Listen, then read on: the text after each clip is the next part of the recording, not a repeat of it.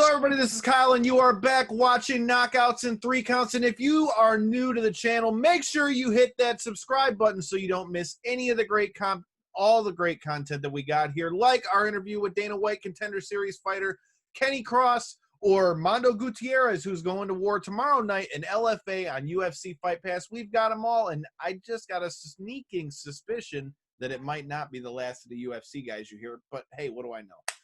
We're back to talk about the news that just broke today in Mike Tyson coming out of retirement at 54 years old to fight Roy Jones Jr., who isn't no spring chicken at his age of 51.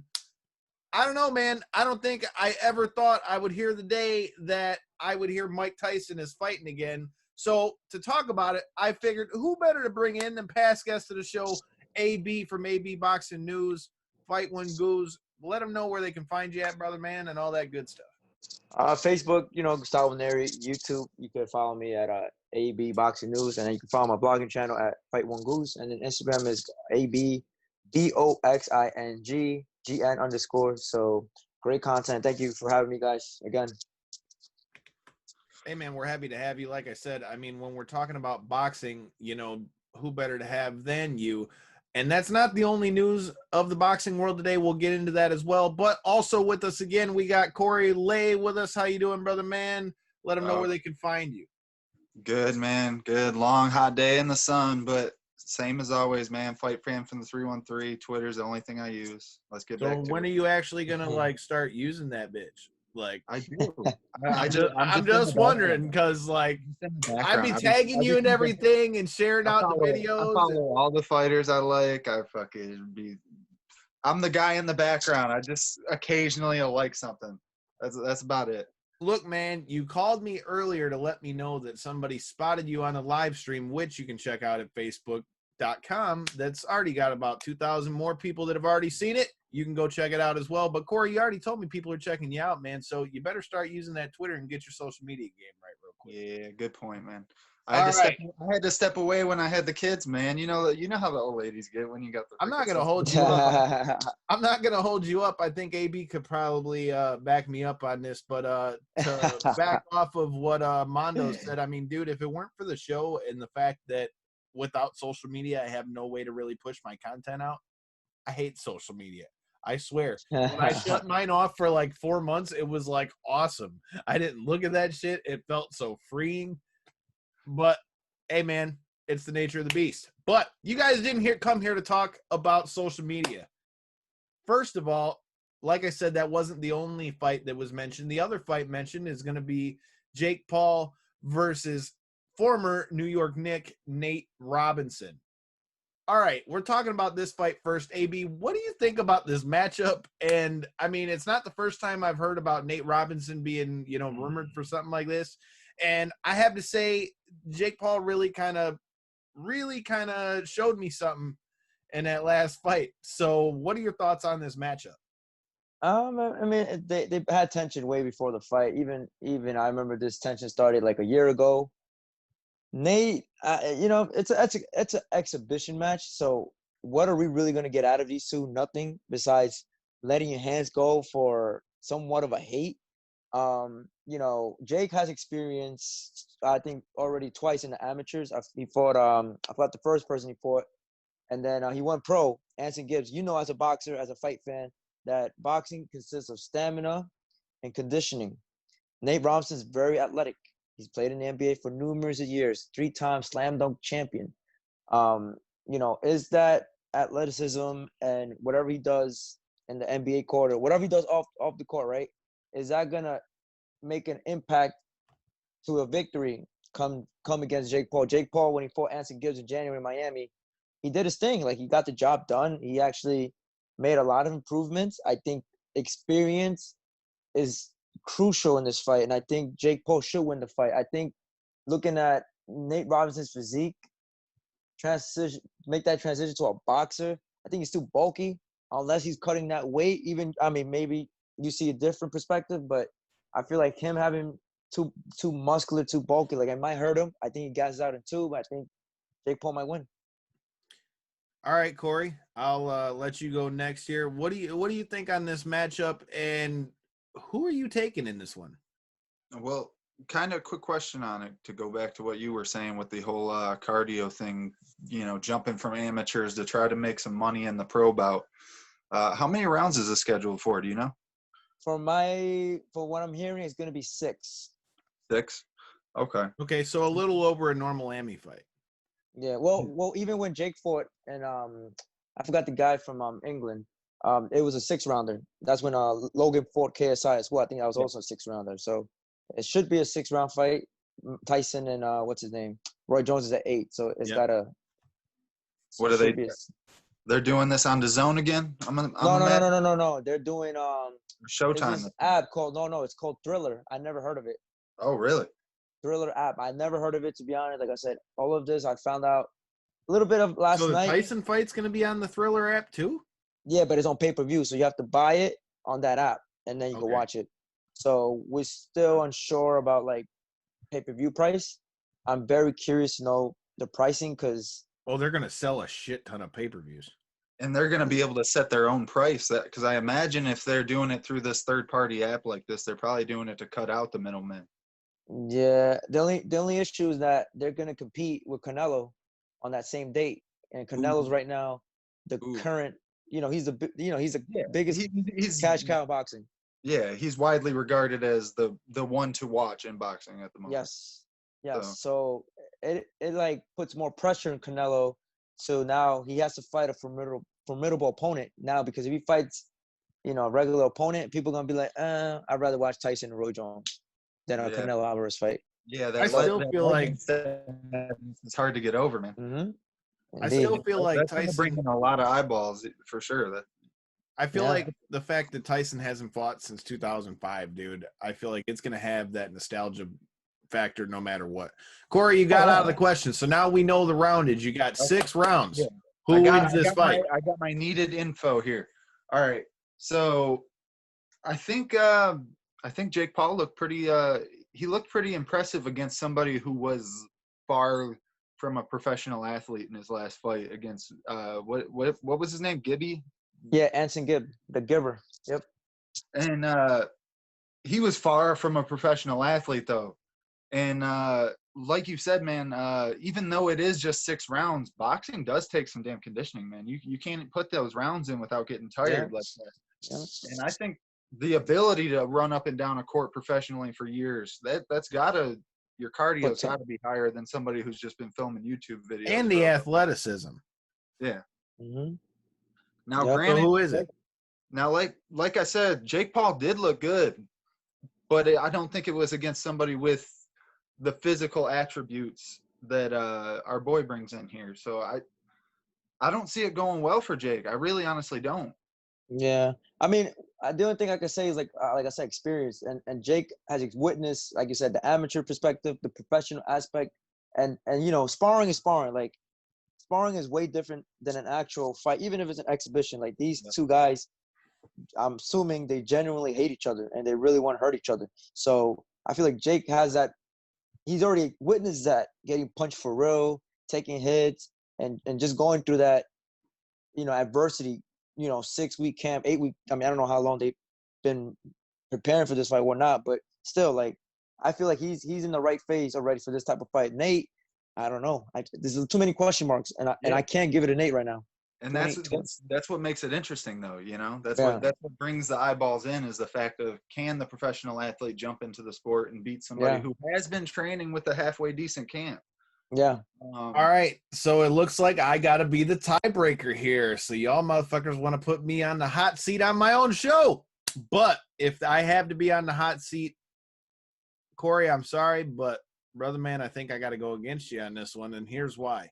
You're picking the YouTuber, bro? You're picking the tuber? Here's the only reason why. I believe that in an athleticism standpoint, there's not an argument to be made that Nate Robinson is going to go in there and be the superior athlete. Yeah. I don't think that's the argument that we're having here. Nate Robinson is going to be able to get technically better quicker than Jake Paul will with that athleticism. But here's going to be the problem. Like you said, he's already fought amateur fights, and he also has fought on a huge stage like he did on his last fight. So can Nate Robinson parlay that athleticism into boxing, because you can be a hell of an athlete, but everybody's got a plan until they get punched in the face. Jake Paul's been getting punched in the face. I don't know how long Nate Robinson's been getting punched in the face. Good point. Yeah. I mean, and when you've actually done a full fight camp, if Nate Robinson's never done a fight camp is a lot different than going to practice and then going home every day. Don't get me wrong. I know they lift and everything, but again, a fight camp is a whole different thing. And here's the other thing. In basketball, yeah, it's one thing for you to get tired, shooting the ball, running, all that good stuff. But Corey, you were there when I boxed. This tells you how long I knew this guy. I told you the last time I fought, I was 16. This son of a bitch was in the front row. So my thing with that is getting hit is something that you don't account for in basketball, period. Like, I don't know how else to put it.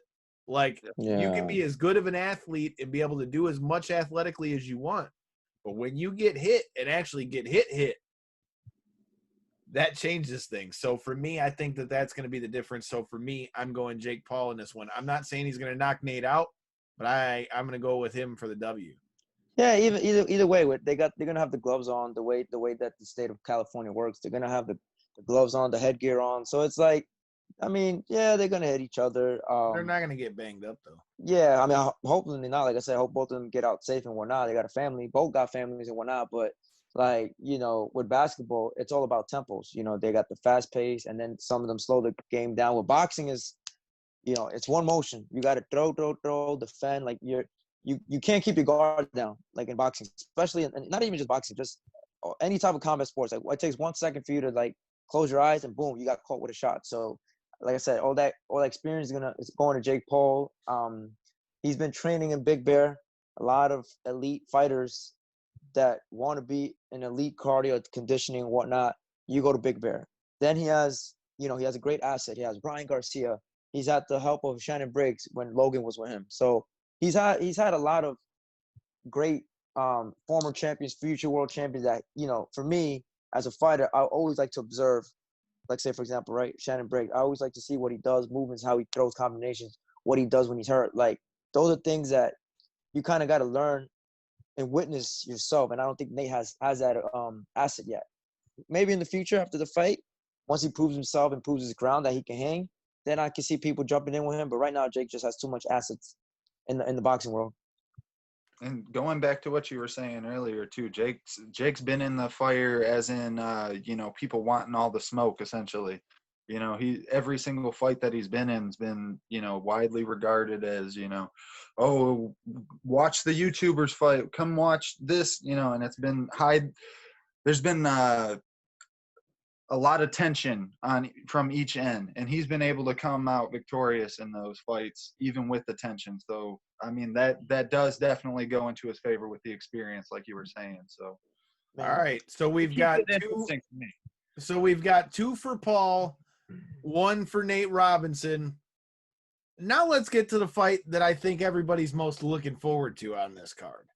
We've got the return of Iron Mike Tyson, along with the return against Roy Jones Jr. I mean, this is the first time Mike's fought since 2005.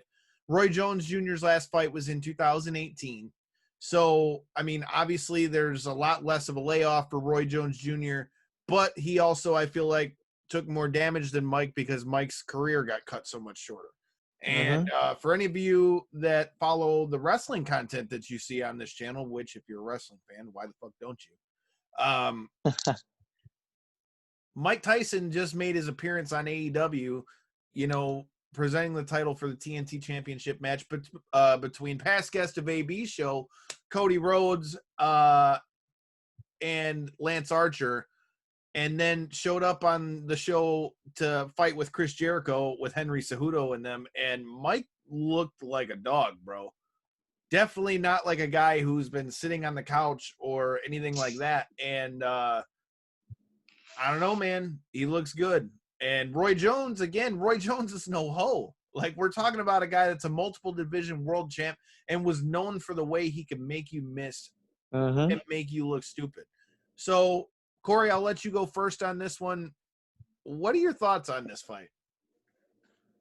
Well, So I want to preface this with the fact that I'm a pretty regular watcher of Mike Tyson's podcast that he does, Hot Boxing. I've been watching for like a year and a half, maybe 2 years at this point. So I've kind of seen, honestly, him go through a little transformation on there. I don't know if anybody else is a fellow viewer here, but he's kind of went from the guy that was just sitting there hotboxing some joints in the podcast room to like, oh, Tyson looks like he's been in the gym a little bit. He looks like he's getting his arms back. He's getting his shape back. Shit. And now all of a sudden, so when the news came out that he was big surprise going to look for a fight again, it didn't necessarily shock me as much as maybe the average person, because I had kind of seen his transformation coming, and even his mentality had changed from having different champs and shit from the UFC on his podcast. You could see his mentality of kind of itching to get back in there a little bit. So on that end, it doesn't necessarily surprise me, and I think Roy Jones Jr. is the kind of the perfect opponent in a situation like this, because it's somebody who, like you said, maybe kind of let the tooth get a little long in their career. They kind of hung around maybe a little bit too long, but they still hold a high name value, especially to former, big boxing head fans, man. Everybody knows Roy Jones Jr. Yeah. He was on top for a long time.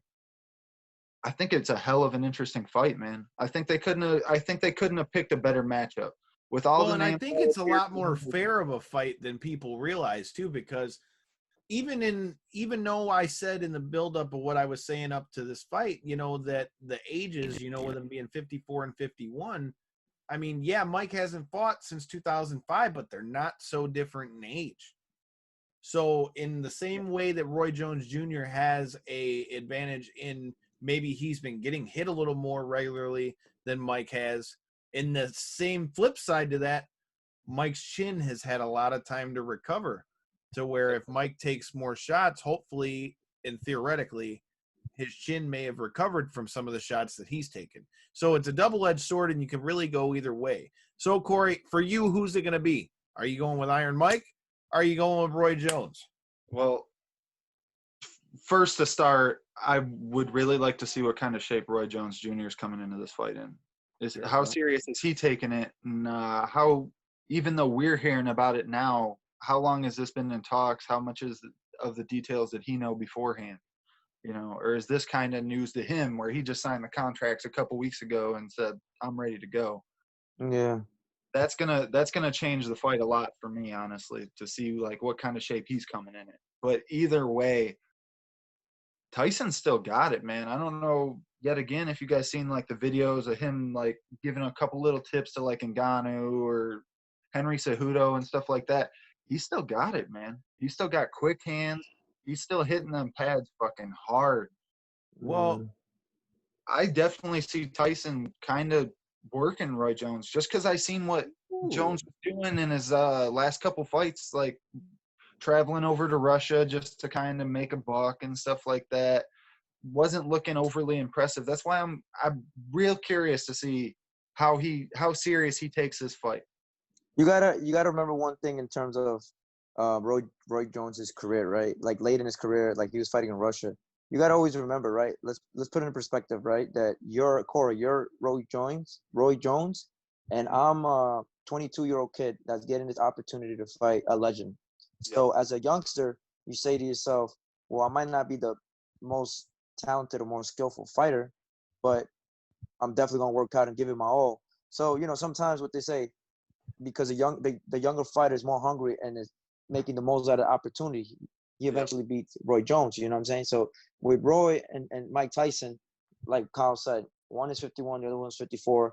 So I feel like there's no disadvantage. Like I said, it's a fair game. Roy Jones shows me chin problems. Mike Tyson did show me a little bit of chin problems later in his career. So for me, it's still 50-50. I'm not sure yet.